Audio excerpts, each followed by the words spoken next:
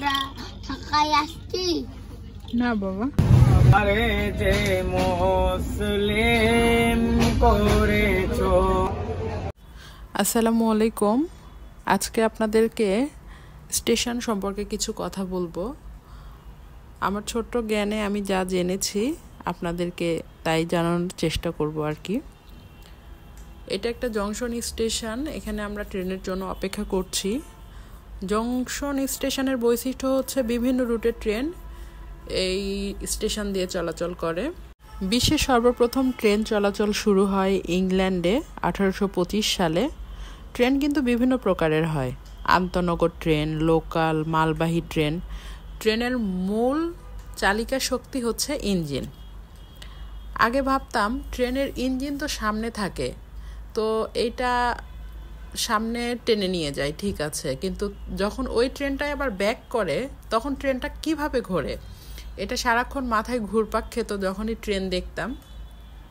তো একদিন কমলাপুরী স্টেশনে দেখেছি যে আসলে ট্রেন পুরোটা ঘোরে না, ইঞ্জিনটা খুলে সেটা ঘোরানো হয়। যাই হোক, বিদায় ও মিলনের গুরুত্বপূর্ণ একটা জায়গা হচ্ছে কিন্তু প্ল্যাটফর্ম।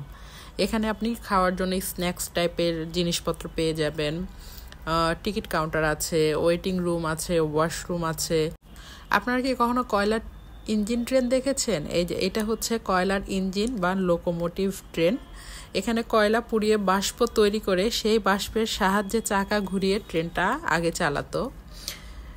এই ট্রেনটা দিনে নাকি একবার ছাড়তো, এই ট্রেনের অপেক্ষা সবাই করত। যদিও এখনকার মতো ওই সময়টাতে এত ভিড় হতো না। এই যে ট্রেনটা ছেড়ে দিয়েছে, আমরা চলে যাচ্ছি আমাদের গন্তব্যে। তো যেতে যেতে আরেকটা জিনিস আপনাদেরকে দেখাবো, সেটা হচ্ছে সাইলো। এখানে অনেক বড় একটা সাইলো আছে। মোট 19টা জেলার খাদ্য এখানে সংরক্ষণ করা হয়। তো একটু সামনে গেলেই আপনারা এটা দেখতে পাবেন। এটা কিন্তু অনেক বড়। বাংলাদেশে কয়েকটা বড় খাদ্য গুদাম রয়েছে, যার মধ্যে এটি একটি।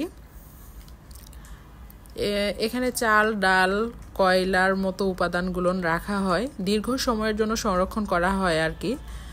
দেশে মোট ছোট বড় মিলিয়ে মোট 649টির মতো সরকারি সাইলো রয়েছে। তো এই যে আমাদের ট্রেন ধীর গতিতে আগাচ্ছে, যেহেতু লেট করে আসছে, ধীর গতিতে না বরং অনেক দ্রুত গতিতে আগাচ্ছে। কিন্তু মাঝে মধ্যে প্ল্যাটফর্ম ছাড়াই দেখা যাচ্ছে যে আরেকটা ট্রেন নেওয়ার জন্য ক্রসিং যেটাকে বলে, এই জন্য ট্রেনটা দাঁড়াচ্ছে। এই যে এখানে ট্রেনটা দাঁড়িয়েছে, একদম নীরব একটা জায়গা। ট্রেন জার্নিটা আমার কাছে খুবই আরামদায়ক মনেই হয় না যে জার্নি করছি। এই যে ছেলেটাকে দেখছেন, এ ইসলামিক গান গাচ্ছে।